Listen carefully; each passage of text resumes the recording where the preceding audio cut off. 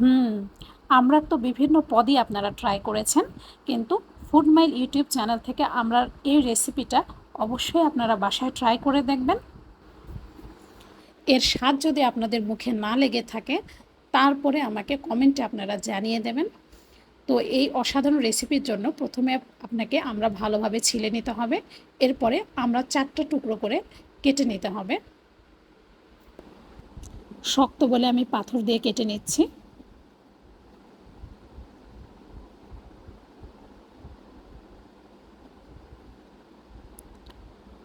আমি এখানে 8টা আমরা ব্যবহার করেছি। এবার প্রত্যেকটা কাটা অংশের গায়ে এভাবে কেটে নিতে হবে, যাতে আমড়ার ভেতরে ভালোভাবে মশলাগুলো যায় এবং আমড়াগুলো যেন খুব তাড়াতাড়ি সেদ্ধ হয়।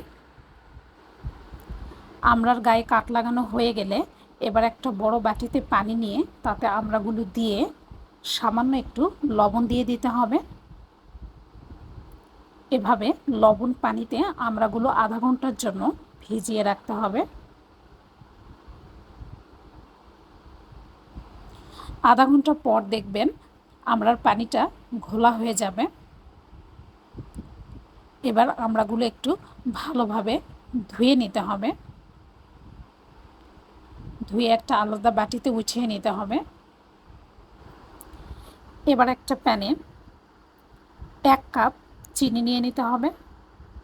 এখানে আমি হাফ কাপ করে 1 কাপ চিনি দিয়েছি এবং এই 1 কাপ চিনিতে 2 কাপ পানি ব্যবহার করতে হবে এবং সামান্য একটু লবণও দিয়ে দিতে হবে। এবার পানি একটু নেড়েচেড়ে নিয়ে ঢাকনা দিয়ে ঢেকে দিতে হবে, যাতে পানিটা ফুটতে শুরু করে। দেখুন পানি ফুটতে শুরু করেছে। এবার এই ফুটন্ত পানিতে ধুয়ে রাখা আমড়াগুলো দিয়ে দিতে হবে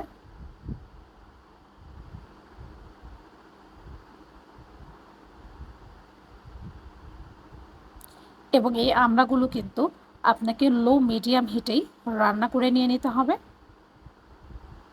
এতে আপনার সময় লাগবে প্রায় 1 ঘন্টা। দেখুন পানি অনেকখানি কমে এসেছে এবং আমড়ার কালারটাও চেঞ্জ হয়ে এসেছে।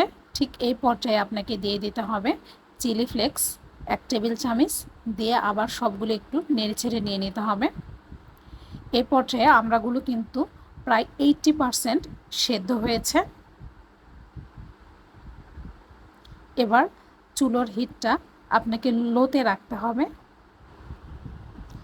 দেখুন আমড়ার গায়ে গায়ে কিন্তু পানি চলে এসেছে।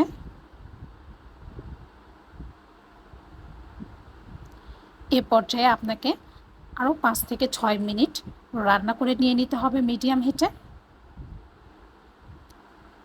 যাতে সবগুলো মশলা এবং চিনি আমড়ার গায়ে লেগে যায়।